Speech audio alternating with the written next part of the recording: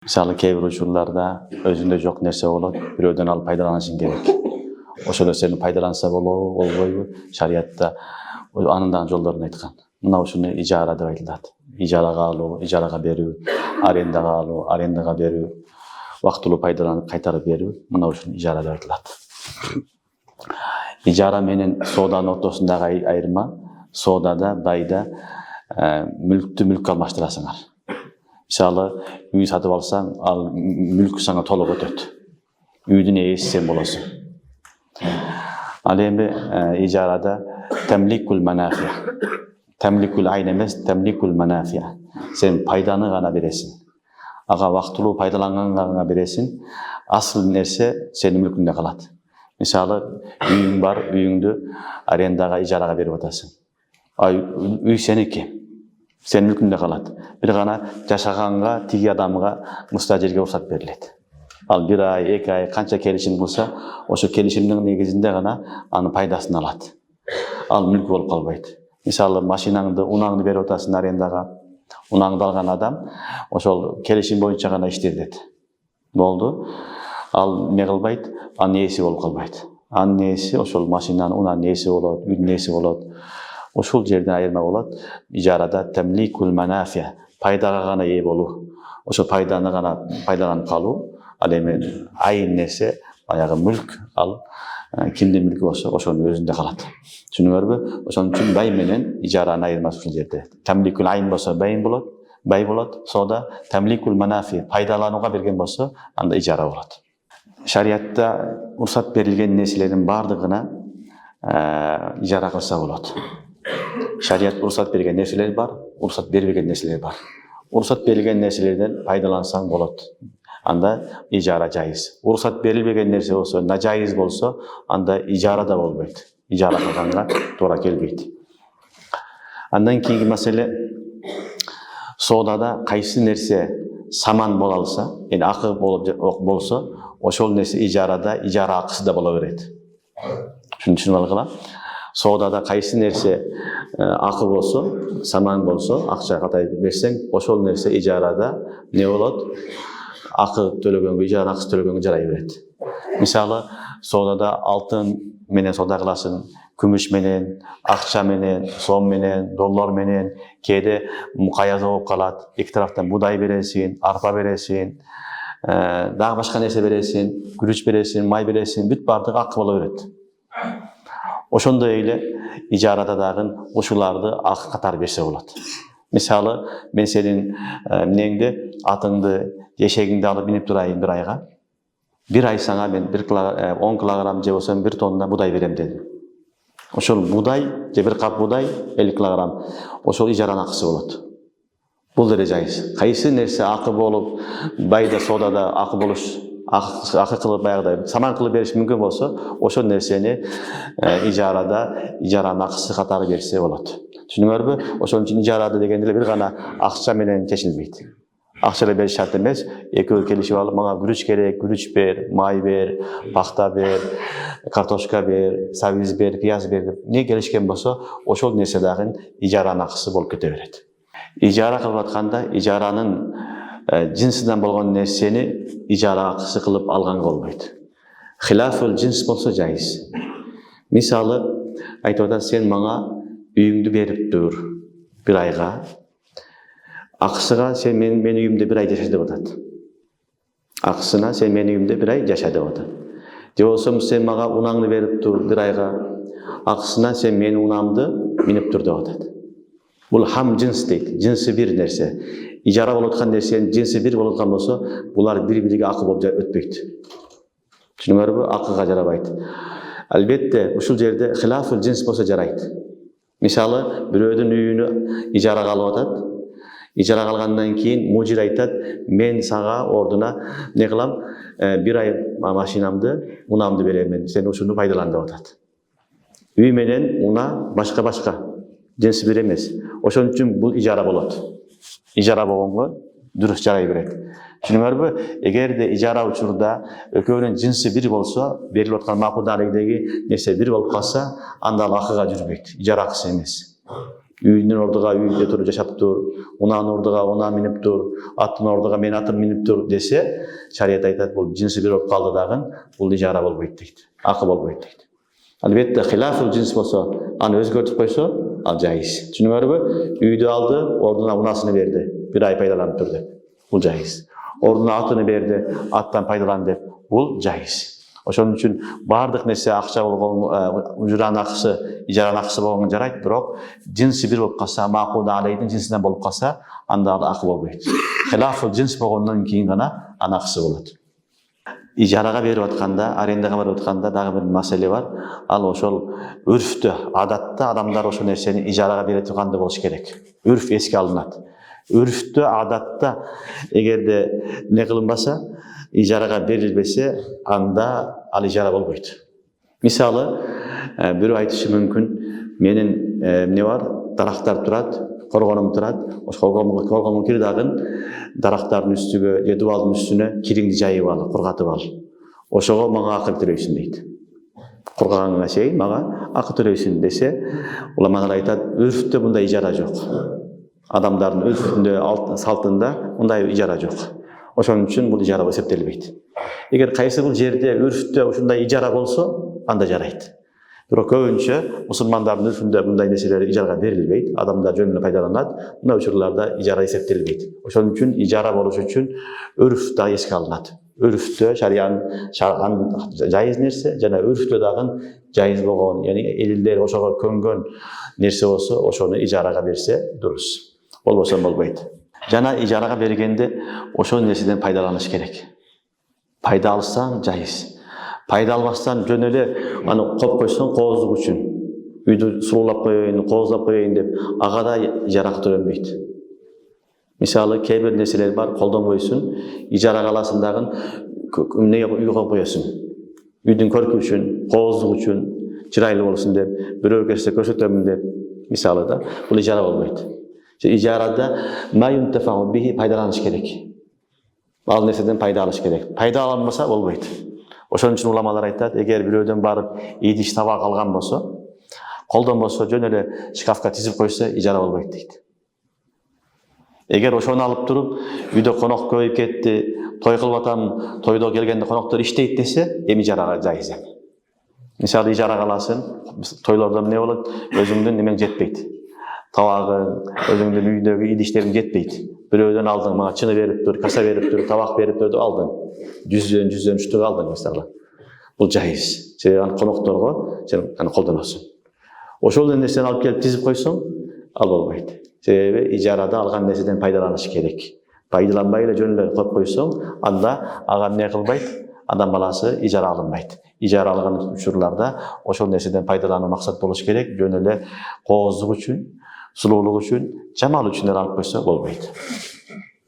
Андан кийин ижара дурус болгон болсо, ижара болгондон кийин эми малик ошол буюмдун ээси сага өткөзүп берди дегени. Мага сага бошотуп берди үйүнү, машинасын берди сага 1 айга, 6 айга келишим боюнча. Эми сага ошол нерсени өткөрүп беришлик менен сен эми тиги акы төлөй бересиң. Пайдалансаң дагы, пайдаланбасаң да төлөйсүң. Мисалы 6 айга эмне кылдың? Үй алдың арендага, ижарага. 6 ай жашайын деп. 3 ай жашап, 3 ай жашаган жоксуң. Төлөйсүң эми.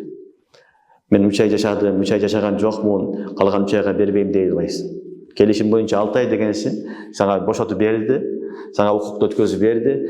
Пайдаланыш, пайдаланбачлык сенин ыктыярыңда, пайдаланбай калдың, пайдаланбасаң да төлөйсүң. Ижара болгондон кийин сахий ижарада ал нерсени төлөгөнгө милдеттүүсүң. Түшүнүңөрбү? Мисалы, унаны алдың, мен таксовать этемин деп. Анан алдың 1 айга 10 күн иштедиң, 20 күн иштебей калдың мисалы. Же 10 күн иштебей, 20 күн иштедиң. Сен 1 айга төлөйсүң. Сага кудуретиңе мүлк кылып бердиби? Бергенден кийин эми сен андан пайдалансаң болот эле. Пайдалансаң дагы, пайдаланбасаң дагы ошо мөөнөттөгү келишкен ижара акысыны бергенге милдеттүүсүң. Түшүнүңөрбү? Ижара сахий болгондон кийин ал адам эмне кылат экен? Ошол ижарага алган дүкөндү, ижарага алган унаны, үйдү пайдаланса дагы, пайдаланбаса дагы акысын төлөйт. Албетте, ижара фасид болгон болсо, Бұл ижара сахих ижара, дұрыс ижара деген сөз. Егер де ижара фасид бұзылып қалған болса, анда бір ғана баяғы бошотып беріш менен ғана ақы төленбейді. Истемал қылғаннан кейін төленеді. Аны қолданғаннан кейін. Қолданбаса төлебейді. Ижара фасид де болғаны. Түсініңіздер бе? Анан үй, дүкен, ошол нерселерди ижараға алған болса, анда ижараға келген адам ошол үйгө, дүкөнгө зыян бере турган чоң нерселерди кылганга акысы жок. Мисалы дүкөндү бердим, ичинде темирлер салып алды, темирлер коюп алды, жаман нерселер коюп алды. Ошол менен дүкөн бузулуп кетти. Же үй бузулуп кетти. Анда ал кыянаттыкта болот, төлөп да берет, ижара дұрыс эмес. Ижарада алгандан кийин майда чүйдө өзгөрүү жайыз. Кичинекей бир жерге мык кактың, бир жерге битке ондоп койдуң, бир аз бир жерине дүкөнүңдүн, ал жайыз. Чоң өзгөртүү кыла албайсың. Бир гана кимдин? Маликтин ижазасы менен. Ошол ээси уруксат берсе гана өзгөртүү кыла аласың. Ээси уруксат бербесе, сен өзгөртүү киргизе албайсың. Түшүнүңөрбү? Ижара келишимде эгерде көрсөтүлгөн болсо, мынауга мисалы унасын берип атат, же атыны берип атат, атыны. Уна атка сен 50 килограмм гана жүк жүктөйсүң деди. Көрсөтүп айтып атат. Андан көп жүктөгөнгө болбойт деди. Эми ушул учурда ижарага алган адам 50 килограмм же андан аз жүктөсө болот. Bir kap un deylik, bir kap un жүктөйт, андан азыраак жүктөсө жайыз. Андан көп жүктөй албайт. 2 кап un жүктөп койдуң. Өзү 1 кап жүктөйм деп 2 кап жүктөп койдуң. At өлүп калды. Эми төлөп бересиң. Кыянаттык кылды. Жоксо 60 кг болгонсо 10 килограммдын дагы акысын төлөп бересиң. Сен келишим боюнча не кылган, мыгдарын айткан, ошол мыгдардан ашып кеттиң. Келишимде кандай болсо, ошол көлөмдү андан азырагыны берсе болот. Андан ашып кеткен болсо, ошонун негизинде өлүп калган болсо, мисалы ат жаныбарлар, анда эмне кылынат? Анын аттын дагы табанын төлөп берет. Түшүнүңөрбү? Ошон үчүн келишимде эмне көрсөтүлгөн болсо, ошондой кылынат. Андан ашыкча жүктөп койгон болсо, анда кыянаттык кылган үчүн, эгер зыян жетип калган болсо, өлүп калган болсо, тиги тараф төлөп берет. Ижарага алган адам төлөп берет. Ошондой эле ижарага мисалы мынау билет саткандар болот. Билет саткандарда мисалы жаш балдарга жарым пайыз арзан болот. Чоңдорго толук төлөп берет. Ошондо кээ бир учурларда адамдар эмне кылат? Чоң адамга билет алат дагы жаш баласын алып келет. Жайыз. Таксиге чыктың, чоңдорго 1000 сом, жаш балдарга 500 сом деди. 1000 сом төлөдүң, жаш баланы алып келдиң, жайыз. Экинчи сүрөтү бар. Эмне кылдың? Жаш баланын акчасына чоң адамды алып келдиң. Бул бала жаш жетпейт, кичинекей деп, эмне кылдың? Жаш баланын акысын төлөп койдуң. Балаңа 1000 сом төлөшүң керегинде 500 сом төлөп койдуң. Анда сен кыянат кылган болосуң. Түшүнүңөрбү? Себеби ал эмне көрсөтүмдө ижарада сен жаш балага ал канча пайыз төлөйт? Жарым төлөйт. Чоң кишиге толук төлөш керек эле. Ошон үчүн шарт бузулган себептен ижарада пас болот. Андай кылган кыянаттык да болот. Ошон үчүн ижара кандай болсо, ошондой төлөш керек. Чоңдорго чоңдун баасыны, кичинекейлерге, жаш балдарга жаш бала баасыны. Түшүнүңөрбү? Ал бааны өзгөрткөнгө болбойт. Андан кийинки маселе ижарадагы бай сыяктуу болгон үчүн ижарада нак берсе да болот, алдын ала берсе да болот, таахир кылып насия кылса да болот. Мисалы, келишим кылды, мен мынау үйдө 1 жыл жашаймын деп. 1 жыл алдын ала берип койсоң болот акчасын.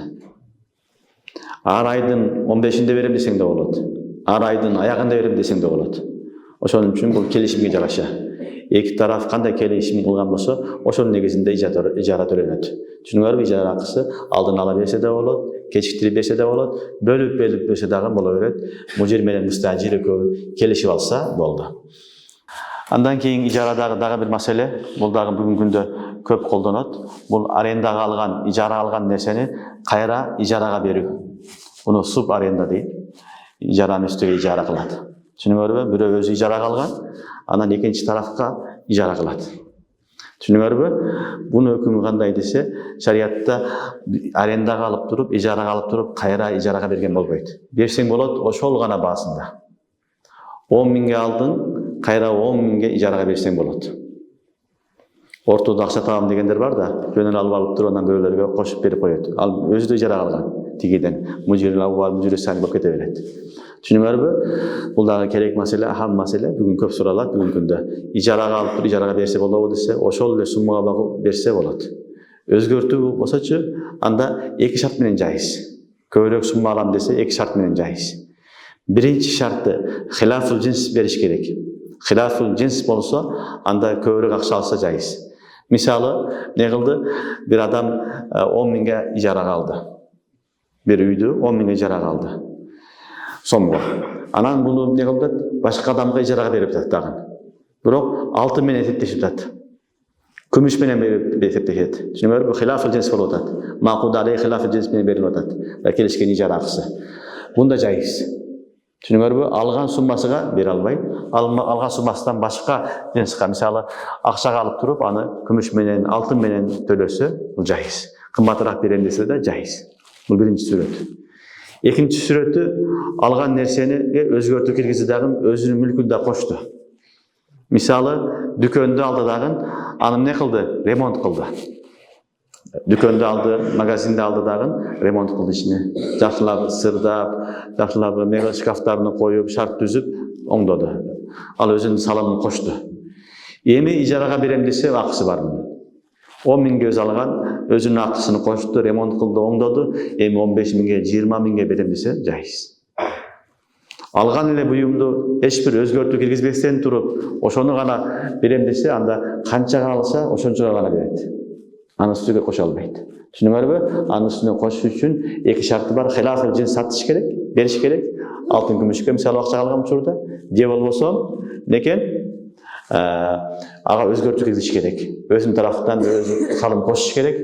Салым кошкондон кийин ремонт кылды, башка кылды. Анан ага не акалса болот. Албетте уламалар айтат, өзгөртүү дегенде шыпырып тазалап коюу ага кирбейт. Бир жерди шыпырып тазалап коюп эле мен өзгөртүп койдум, кир болчу тазалап койдум деп эми үстүгө акча кошо албайт. Ал кадимкидей өзгөртүү болуш керек, ал жерге сенин салымың болуш керек. Салымың негизинде кандайдыр өзгөртүү кирди, ошол негизинде эми кымбатыраак ижарага берсең, ал жарайт.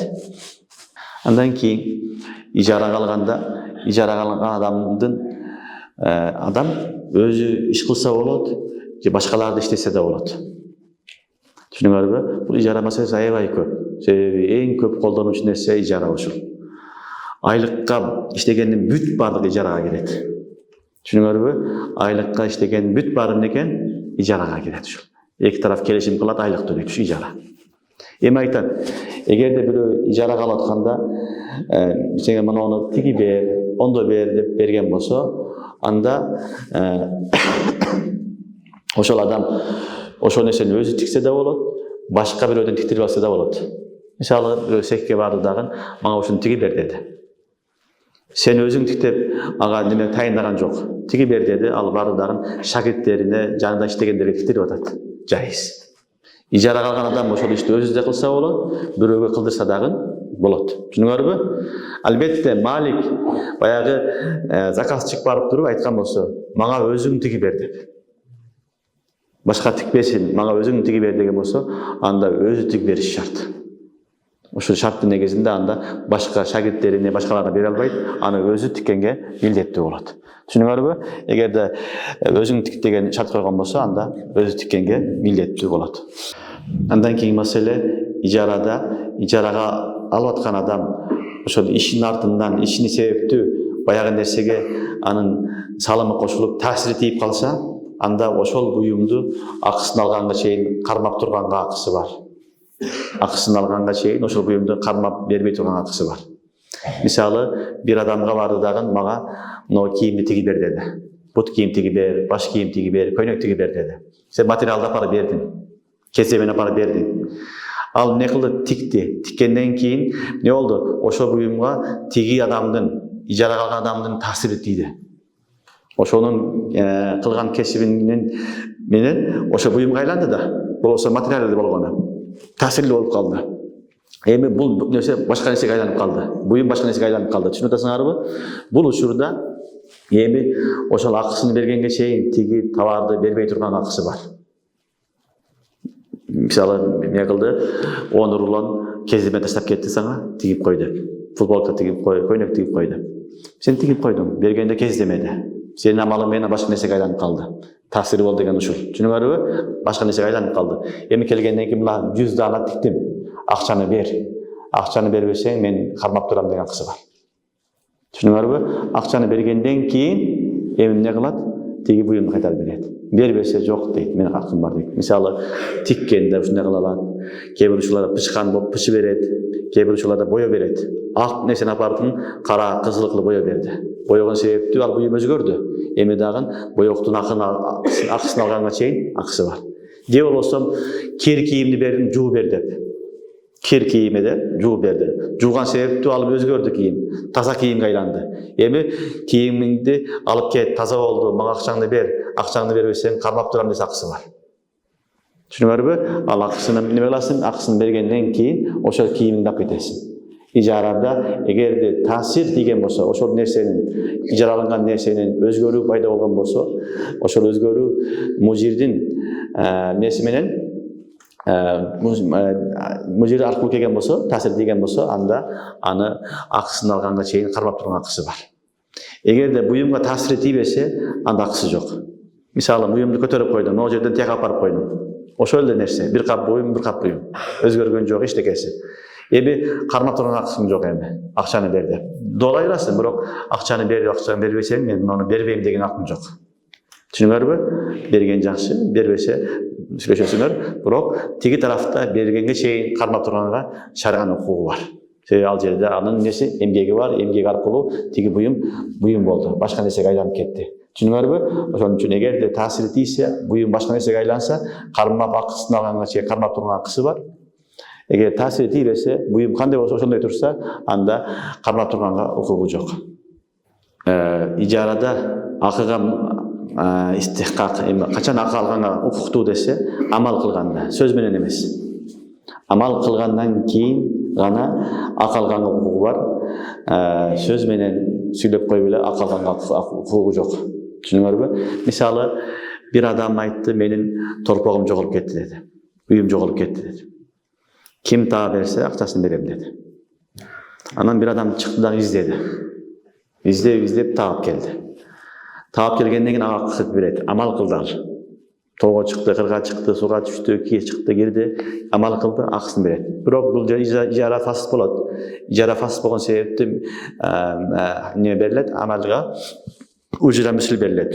Себеби бул жерде амал неме эмес, маалым эмес. Канчалык иштейсиң, канча күн издейсиң, канча километр билбейсиң. Ошон үчүн бул жерде кызмат акысын таап алгандан кийин үжрат мисл берилет. Бир күн издесе канча берилет, 2 күн издесе канча берилет, ошону берилет. Бирок берилет. Түшүнүңөрбү? Ал эмне кылды? Издеди. Издеп тапкандан кийин ага акча берилет. Бир адам отуруп алган жерден айтып койду. Кырдын астында жүрөт, сайда жүрөт, мөйдө көрдүм, паланчынын багында көрдүм деп. Сөз менен айтып койду. Ижара албайдыр. Ижара алыш үчүн, акы алыш үчүн кыймыл аракет, амал керек. Жөн эле сөз менен эле айтып коюп эле эмне кылбайт, акы албайт. Түшүнүңөрбү? Отурган жерден эле көргөн айтып койду. Балан жерде көргөнмүн сенин уюңду, атыңды, эшегиңди деп эле айткан сөзүнө эмне ала албайт? Акы ала албайт. Түшүнүңөрбү? Ижарада негизинен акы алыш үчүн амал кылыш керек, сөз менен гана ижара алынбайт. Мисалы, бир адам айтты, мага жер керек деди. Дагы бир мисал уламалар зикир кылыптыр. Анан экинчи тараф айтты, паланчы адам жер сатып атат деди. Бирок аны менен мен мамилем жакшы эмес, өзүң сүйлөшүп ал деди. Эми мен барып тиги адам сүйлөшүп алды. Эми тиги адам ортодон мага акча бер деген акысы жок. Болгону сүйлөп эле не кылды, жол көрсөттү. Түшүнүңөрбү? Ал амал кылган жок. Ошон үчүн акы ала албайт. Эгер ушул эле сүрөттө далдал болсо, ортомчу болсо, акы алса болот эми. Барды, көрсөттү, үйүнү көрсөттү, таа берди, неме менен, кожой менен сени сүйлөштүрдү, жолуктурду. Эми ушул кызмат акысын алса болот. Себеби ортодо бул кызмат кылды. Ошо кызмат кылган амалдын акысын ала алат. Түшүнүңөрбү? Жөн эле сүйлөп койгон үчүн акы албайт. Көбүнчө ушул немелер, далдалчылар ортодо кызмат кылган болсо, кызмат кылган үчүн акысын алса болот. Кызмат кылбаса, акы алганга болбойт. Дагы уламалар айтыптыр, мисалы, бир муфтийге барып суроо сураса, жөн эле сөз менен жооп берип койсо, ага акы төлөнбөйт дейт. Сөз. Жазып берсе фатвасын, анда жазган амал болот. Эми фатвага пул төлөйсүң дейт. Түшүнүңөрбү? Ушундай маселелерди уламалар ушу маселе негизинде чыгарган. Жана дагы бир маселе дем салып акча алуу, дем салып ужура алса, акы алса болобу деген маселе турат. Дем салганда эм деп эле оозуң менен сүйлөп коесуң да. Туурабы? Уламалар айтат, бул дагы амал дейт, бул сөз эмес дейт. Бул илаж дейт.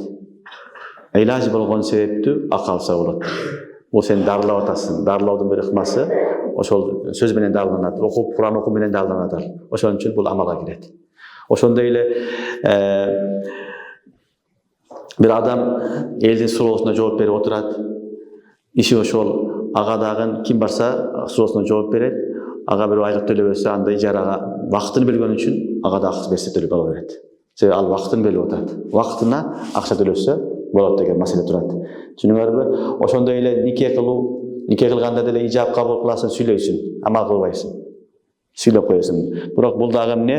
Ошол сага вакытын бөлүп келип берип аткан үчүн ага дагы акы төлөсө жайыз дейт. Түшүнүңөрбү? Демек эмне болду? Кээ бир сүрөттөрдө жайыз, кээ бир сүрөттөрдө нажайыз. Негизинен жөн эле сүйлөп коюп акча тапкан болбойт, эмгек да кылыш керек. Эмгек кылса анан берилет. Кээ бир сүрөттөрдө сөз менен эмгек кылынат, ошолорго дагы төлөп берилет. Мисалы, сабак өтүп атасың, башка кылып атасың, сөз менен болуп атат, бирок бир эмгек да болот. Ошол эле учурда вакытын дагы коротуп атат. Сага вакытын короткон үчүн ага акча төлөп берсең жайыз. Түшүнүп атасыңарбы? Андан кийин дагы бир маселе, ижарага берилген нерсе, ижарага алгандан кийин сен истемал кылсаң, колдонгондон кийин ага өзгөрүү пайда болбосо, зыян жетпесе, анда баягы бир шарттар койгон болсо, ал шарттары эске алынбайт. Бул деген сөз, мисалы, бирөө сен не кылдың, квартира алдың, арендага алдың. Үйдү арендага алдың, бир айга, 6 айга канча калсаң алдың. Анан үйдүн ээси сага шарт койду. 3 адам жашайсыңар деди. 3төн көп болбосун деди. 4-5 болбосун деди. 3 гана адам болсо мен берем. 3 адам менен жашагыла деди. 3 адам жашайбы, 3 адам бул жерде, 5 адам жашайбы, аябай болбойт. 5 адам менен үй эчтеке болуп калбайт, бузулуп түшүп калбайт ал, эчтеке болбойт. Түшүнүңөрбү? Ошон үчүн бул шарт фаст болот. Аренда бузулбайт, ал адам 3 эмес, 4, 5, 6 жашайм десе, жашаса боло берет. Түшүнүңөрбү? Ошол баягы шартка жараша кенен болсо жашаса боло берет. Ал койгон шарты не кылбайт, зыян бербейт. Албетте, эгерде ижарага алгандан кийин ал жерде сенин себебиңден, ижарага алган адамдын, арендатордун себебинен ал жерде бир зыян келип жетсе, анда нажайыз болот. Мисалы, арендага алдың дагы ал жерди бузуп бердиң. Ижарага алгансың, монда иш кылам деп, офис кылам деп. Кийин ал жерди не кылдың? Башка иш кылып койдуң, машина оңдойдуган жер кылып койдуң, майылап салдың, же оор жүктөр алып келип түшүрүп койдуң, аны менен үйдүн немеси бузулду. Үйдүн имарат бузулду. Анда сен кыянат кылган үчүн төлөп бересиң. Ал нажайыз. Бирок эгер сенин истемалы колдонгонуңда зыян жетпесе, анда 3 адам, 4 адам деген болсо, анан көбүрөөк жашаса деле эчтеке болбойт. Ал шарт фаст болот. Түшүнүңөрбү? Дагы бир маселе, ижара жана төлөм. Кээде ижара төлөнөт, кээде төлөм төлөнөт. Экөө бир төлөнбөйт. Ижара да бересиң, төлөм баягыдай бир кырсык учурап калса, төлөм да акысын төлөп берүү бар да. Экөө бирдей болбойт. Экөө бирөөсү төлөнөт. Түшүнүңөрбү? Мисалы, уламалар айтыптыр. Сен бир жаныбарды неге алдың? Ижарага алдың. Ижарага алдыңда жүктөдүң. Ошол негизинде ал өлүп калды. Өлүп калган болсо, эми сен бир гана ошол жаныбардын аттын кыйматын төлөп бересиң, баасына. Ижараны төлөбөйсүң. Бир айлык ижараны да бересиң. Анан кыймат аттын баасына бересиң деген туура эмес. Экөө бир төлөнбөйт. Түшүнүңөрбү? Кыймат акысы менен берги ижара акысы экөө толук төлөнбөйт. Анын үчүн не кылыш керек? Бирөөсү берилет, экинчиси берилбейт. Кээ бир сүрөттө көтөрүлүп аткан жерлер бар. Ошон үчүн ижара менен таван, ижара менен заман экөөбү чогуу болбойт. Даяштамыян. Түшүнүңөрбү? Бирөө төлөнсө, ижара төлөнөт же таван төлөнөт. Таван болсо ижара жок, ижара болсо таваны жок. Экөөнүн бирөөсү төлөнсө, экинчиси төлөнбөйт. Түшүнүңөрбү? Эгерде баягы ижарада заман да төлөп берет, ижара акысын да төлөп берет качан? Эгер себеп мухталиф болсо. Себеби muhtarip bolsa ökön төлөп берет экен. Мисалы, бир адам бирөөгө ат сатты, атты ижарага берди, ушуну минесин, өзүң минесинде. Башка адамды миндирген үчүн бели сынып калды. Кошуп алды да аны. Өлүп калды. Эми ижара акчасы да төлөйт, табан да төлөйт, заман да төлөйт. Ижара акчасы өзү ижара алган үчүн, тигини дагы миндирип алган үчүн ага эмне кылат? Табан да төлөп берет. Чүнүгө табан деген ошолду өлүп калган болсо, ошонун акчасын дагы төлөп берет. Түшүндүңөрбү? Андан кийин ажир хас, ажир муштарак деген маселе бар. Ажир деген ижарага алынган адам. Ошол акчага иштеген адам. Акчага иштеген адам эки түрлүү болот. Муштарак деп коюлат, хас деп коюлат. Муштарак деген бардык адамдын ишин кыла берет. Ажир хас деген бир эле адамдын ишин кылат. Экөөнүн айырмасы бар. Мисалы, сен цехке бардың дагы, мынау сен тиги бер дедиң. Туурабы? Ал цехте иштегендер не ажир хас эмес, муштарак. Сен ошогон ким келсе ошол клиенттердин бардыгын алып туруп товарын алып тиге берет. Тиге берет. Сеникини карап отурган жери жок, баарын тиге берет. Бул ажир эмне болду? Муштарак. Элдин бардыгына бирдей мамиле кыла берет. Экинчиси ажир хас, бир гана сенин ишиңди кылат. Башка ишти кылбайт. Саңа байланган. Сенин шофёруң мисалы, сенин үйүңдү корган кароолчу, башка толтура иштер бар, сен тамак кылган адам, ажир хас. Түшүнүңөрбү? Экөөнүн ортосунда айырмалар бар. Эгерде ажир муштарак болсо, бардык элдин ишин кыла турган болсо, ошол кылган ишинде бир кемчилдик болуп калса, анда ал төлөп берет. Кыянаттык кылабы, кылбай төлөп берет. Түшүнүңөрбү? Мисалы, сен не кылдың, мага 100 футболка тиги бер деп бердиң. Ажир муштарак бардыгын тигип атат, сеникине тигип атат. Ичинен бирак чыгып калды. Туура эмес тигилип калды. Туура эмес бышып койду. Туура эмес нерселер болуп калды. Кыянаттык кылса да, кылбаса дагы төлөп берет. Түшүнүп атасыңарбы? Ал эми ажири хаста бир гана сенин ишиңди кылат, башка эч кимди кылбайт. Анда кыянаттык кылган сүрөттө гана төлөп берет. Кыянаттык кылбаса төлөп бербейт. Мисалы, бирдеке болуп, эмне болду? Жыртылып калды, күйүп кетти, башка нерсе болуп кетти. Анын кыянаттык кылган жок буга, ажири хас. Анда төлөп бербейт. Кыянаттык кылган болсо төлөп берет, кыянаттык кылбаса төлөп бербейт. Ушул жерден ажири хас, ажири муштарак эми өзүнчө жекече ижарага алынган жана жалпы адамдар ижарага алынган адамдардын өкүмү ушундай бөлүнөт. Андан кийин маселе бул ижарадагы укут болгон үчүн кайсы нерселер менен бай фасык болсо, сода фасык болсо, бузулса, ошол нерселердин бүт баары менен не болот? Ижарада фасык болот. Мисалы, саман мажхул болсо, акча мажхул болсо, бай фасык болот билесиңер. Бай болбойт. Ошондой эле ижарада дагы акчасы, акысы ачык көрсөтүлбөсө, бул дагы ижара батыл болот. Түшүнүңөрбү? Маби мажхул болсо, бирде дагы кызмат акысы мажхул болуп калса, анда дагы эмне болот? Бай ижара батыл фасык болот. Мөөнөт бекитилбей калса, ижара фасык болот. Мөөнөт айтылбаган болсо, бай фасык болгондой эле ижарада фасык болот. Кыскасы, кайсы шарттар менен, кайсы себептер менен бай фасык болсо, бузулса, ошол себептердин бүт баары менен ижарадагы фасык болот. Кайсы себептер менен бай батыл болсо, ошол себептер менен ижарада батыл болот. Түшүнүңөрбү? Харам нерсени сода кыла албайсың, харам нерсени ижарага да бере албайсың, батыл. Түшүнүңөрбү? Албетте бай ижара фасык болгон учурда, ижара фасык болгондон кийин эми ошол ижара акысы берилбейт. Ага ужратул мисил дейилет. Ошондой учурларда кызмат акысы канча болсо, ошону гана төлөп берилет. Түшүнүңөрбү? Бай ижара сахий болсо, анда келишилген неме берилет, акы берилет. Эгерде фасык болгон болсо, бузулган болсо, анда келишилген акы берилбейт. Балки эмне берилет? Ижарада ушунча ишти кылса, канча берилет, ошону ижаратыл мисил дейт, ужратыл мисил дейт. Ошол ужратыл мисил берилет. Түшүнүңөрбү?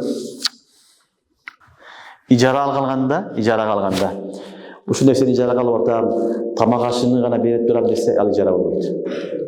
Мисалы, бирөөдүн атын алдың, эшегин алдың, мен 2 күндүк, 3 күндүк тамагын беремин, сууну берип турамын, чөбүнү берип турамын, жемини берем деди. Башка акы төлөбөйм деди. Ижара болбойт ал. Түшүнүңөрбү? Уламалар айтат, мисалы, мешитке имам алдың, yani жамаат менен келишип, жамаат айтты, имамдын 2 тамагын берип турабыз деди. Абетинин кечки тамагына. Акы бербейбиз деди. Бул да ижара болбойт. Ижара болбойт. Тамак аштан сырткары дагы чөнтөгүнө акча бериш керек. Tigi atты колдонгондон кийин тамак аш бересиң аны. Андан сырткарыдагы атка, эшекке кызмат акы да бериш керек. Түшүнүңөрбү? Ошон үчүн бир гана тамак ашын берип турамын, ушул тамак аш ижара акысы болот десе болбойт. Андан сырткарыдагы не ижара акысы бериш шарт. Ижаралап атканда кылып аткан амалыңдын натыйжасында ошо чыккан нерсени сага берем десе, ижарага берем, акы кылып берем десе болбойт. Пайгамбарыбыз саллаллаху алейхи ва саллям муну тиги салган. Bunun en жақсы мисалы ilgari kitaplarda көп келет. Бул тегермен. Тегерменге будай апарасың. Будайды апарасың дагы тегерменчиге айтасың. Ошол тегермен бир кап будайды тартасың. Ошол кылган эмгегиңден кийин 10 килограмм un сеники дейсиң. Калганын мага чыгарып бересиң дейсиң. Түшүнүңөрбү? Сага 10 кылып чыгарып берет. Ошол чыгарып берген эмгегин акысын алып атат. Ошол амалдын натыйжасынан акысын алып атат. Bundan Peygamberimiz sallallahu aleyhi ve sellem tigi salgan. Түшүнүңөрбү? Болбойт. Bunun жайыз сүрөттөрү бар. Bunun жайыз сүрөттөрү бар. Анын сүрөтү ага айтасың, сага мен не кылам? Ушул акыңды төлөп берем. 10 килограмм берем дейсиң, кебек берем дейсиң, будай берем дейсиң, эмне десең берем дейсиң. Бирок ушул кылган ишиңден деп айтпайсың. Ушул кылган ишиңден ушунун аласың деп айтпайсың. Акысын берем дедиң, чыгарды, кийин анан өзүң берип койдуң. Бул жайыз. Биринчиси. Экинчи сүрөтү будай сүрөтү менен бердиң. Келгенде эле, башында эле будайды өзүнчө бөлүп койдуң. Мына 10 килограмм акың сенин. Калганын сен мага чыгарып бер деп атасың. Түшүнүңөрбү? Ошон үчүн ижара алганда негизи эле ижара алган амалдан чыккан натыйжага анын мужирдин несине акысын байлап койбош керек. Түшүнүңөрбү? Ижаранын акысын байлап койбош керек. Балким аны өзүнчө берем деш керек. Эгерде акытта айтылып калса нажайыз болот, акытта айтылбаса жайыз боло берет. Түшүнүңөрбү? Демек, мына ушундай маселелер менен ижара эмне болду? Ишке ашат тугандар. Ошон үчүн ижарага иштегендер, бүгүн айлыкта иштеп аткандар, мамлекетте иштегендер, жекече иштегендер, бүт бардыгы бул ижара. Ижара болот. Ошо келишимде кандай көрсөтүлгөн болсо, ошол иштерди аткарганга милдеттүү, ошол иштерди аткарат, ошол негизинде айлык акысын алат. Түшүнүңөрбү? Ижарага тиешелүү усул эрежелерди алхамдулилла кыска нуска кылып силерге баяндадык. Ушуну түшүнсөңөр иншалла көптөгөн ижара маселесин чечкенге аракет кыласыңар, түшүнөсүңөр. Субханакаллахумма ва бихамдик.